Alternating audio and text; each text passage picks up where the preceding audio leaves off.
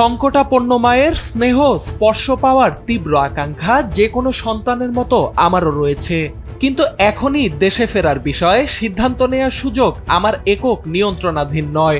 শনিবার সকালে নিজের ভেরিফাইড ফেসবুক পেজে দেয়া এক পোস্টে একথা জানিয়েছেন বিএনপির ভারপ্রাপ্ত চেয়ারম্যান তারেক রহমান। সাবেক প্রধানমন্ত্রী ও বিএনপি চেয়ারপারসন খালেদা জিয়া রাজধানীর এভারকেয়ার হাসপাতালে চিকিৎসাধীন। চিকিৎসক ও দলের পক্ষ থেকে বলা হয়েছে, খালেদা জিয়ার শারীরিক অবস্থা অত্যন্ত সংকটাপন্ন। দলীয় প্রধানের গুরুতর অসুস্থতার খবরে উদ্বিগ্ন বিএনপির নেতাকর্মীরা। মায়ের শারীরিক অবস্থা বিবেচনায় তারেক রহমান দেশে ফিরতে পারেন বলে ধারণা করছেন তারা। এমন পরিস্থিতিতে আজ সকালে দেয়া এক ফেসবুক পোস্টে অসুস্থ মায়ের জন্য দোয়া করা অব্যাহত রাখতে সকলের প্রতি অনুরোধ জানিয়েছেন তারেক রহমান।